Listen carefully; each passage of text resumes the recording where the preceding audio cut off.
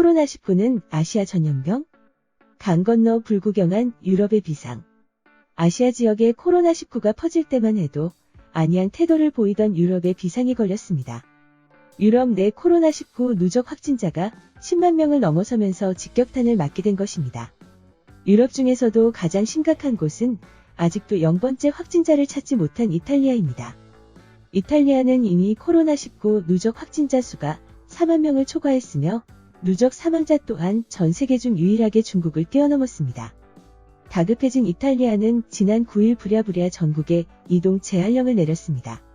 정부의 특별 허가 없이는 다음 달 3일까지 이동이 불가능한 상태로 모든 학교는 휴교 상태에 직장인들은 재택근무를 하고 있습니다. 준비가 없었던 이탈리아의 코로나19 확진자 급증은 의료 시스템 부족으로 이어졌습니다. 이탈리아 정부는 페리 여객선을 병원으로 활용하고 축구장에 천막병실을 만드는 등 급한 불 끄기에 나섰습니다. 이렇듯 심각한 상황에 직면한 이탈리아 국민들은 전 세계의 코로나19의 위험성에 대해 경고하며 이탈리아와 똑같이 되지 말라고 강조하고 있습니다. 이탈리아 매체 더 로컬에 따르면 이탈리아에서는 코로나에는 국경이 없다는 해시태그 운동이 활발하게 이루어지는 중입니다. 코로나19 누적 확진자 수가 2만여 명을 향해 가고 있는 스페인도 상황 수습에 어려움을 겪기는 마찬가지입니다. 스페인은 지난 16일부터 보름 동안 자국민들의 외출을 금지하는 국가 비상사태를 선포했습니다. 유럽 중에서도 대규모 집회와 행사가 많은 스페인 역시 이탈리아처럼 자국민들의 낮은 경각심이 사태를 더 악화시킨 것으로 보고 있습니다. 스페인 정부는 급한 대로 국가 비상사태에 따라 텅텅 비어버린 고급 호텔 40여 개를 코로나19 환자를 위한 임시병원으로 사용하기로 했습니다.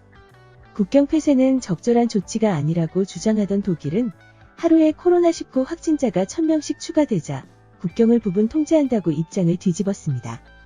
독일의 국경 부분 폐쇄는 유럽연합 국가 중 제일 먼저 시행된 조치로 유럽 26개국 내에서 국경을 자유롭게 넘나들 수 있게 한 쉥겐 조약이 25년 만에 의미를 잃게 된 것입니다. 독일 정부의 초강수는 여기에서 끝나지 않았습니다. 관광을 막기 위해 호텔의 관광객 투숙을 금지했으며 모든 종교단체의 활동을 제한하고 생필품점을 제외한 상점과 공공시설은 문을 닫도록 했습니다. 독일보다 먼저 국경을 통제한 유럽 국가들을 지적하던 프랑스도 같은 날 바로 독일 국경을 오가는 사람과 물자에 대한 출입 검색 절차에 들어간다고 태도를 바꿨으며 지금은 유럽연합과의 국경을 한 달간 봉쇄했습니다. 프랑스의 코로나19 누적 확진자 수는 20일 기준 약 1만 1000명으로 이는 유럽에서 네 번째로 많은 숫자입니다. 지난 16일 에마뉘엘 마크롱 대통령은 프랑스의 코로나19 사태를 전쟁이라고 표현하며 전 국민에게 15일간의 이동 금지령을 내렸습니다. 프랑스 정부가 이동 금지령에 앞서 휴교령과 휴업령 등을 선포한 바 있지만 자국민들의 통제는 잘 이루어지지 않았었기 때문입니다. 실제로 프랑스가 다중이용시설에 휴업령을 내리기 전날 밤까지 주요 도심에서는 마지막 날을 장식하기 위한 축제가 펼쳐졌습니다.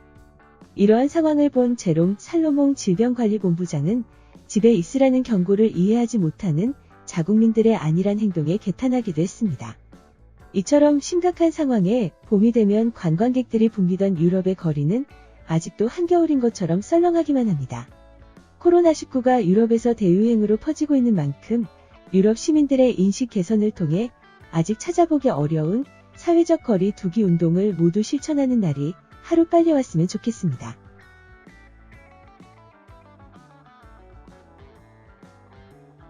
구독과 좋아요, 알림 설정 부탁드립니다.